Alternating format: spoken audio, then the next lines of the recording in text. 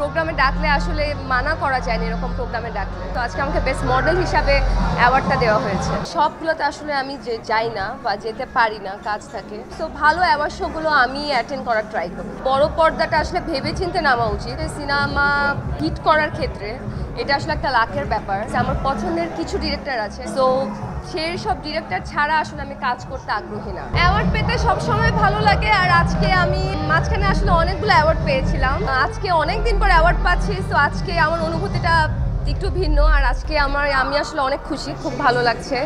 একটু অসুস্থ, তারপরও আসলে প্রোগ্রামটা অ্যাটেন্ড করলাম, কারণ প্রোগ্রামে ডাকলে আসলে মানা করা যায় না এরকম প্রোগ্রামে ডাকলে। আজকে আমি অ্যাওয়ার্ড পেয়েছি অ্যাক্ট্রেস হিসাবে না, বেস্ট মডেল হিসাবে। তো আজকে আমাকে বেস্ট মডেল হিসাবে অ্যাওয়ার্ডটা দেওয়া হয়েছে।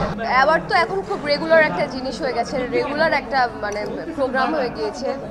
অনেক অ্যাওয়ার্ড শো হচ্ছে, এর মধ্যে ভালো অ্যাওয়ার্ডও হচ্ছে।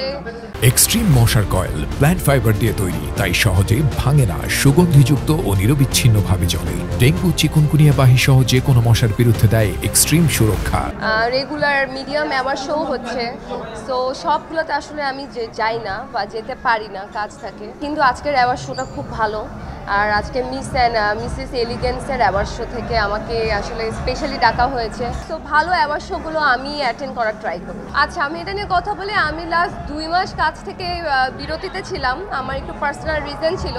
তো 2 মাস আমাকে ছোট পর্দায় আমি কাজ করতে পারিনি। আমার নাটক এ কারণে কম বের হয়েছে, এই কারণে হয়তো আপনারা বা দর্শকরা বলছেন যে আমার কাজ কম। কিন্তু আমি গত পরশুদিন থেকে আবার রেগুলার হয়েছি, রেগুলার কাজ করছি। এখন থেকে আবার আমাকে রেগুলার দেখতে পাবেন। সিনেমাটা আসলে বড় পর্দাটা আসলে ভেবেচিন্তে নামা উচিত। আমি অলরেডি একটা সিনেমা করেছিলাম, কিন্তু আমার কাছে মনে হয়েছে সিনেমা হিট করার ক্ষেত্রে এটা আসলে একটা লাকের ব্যাপার।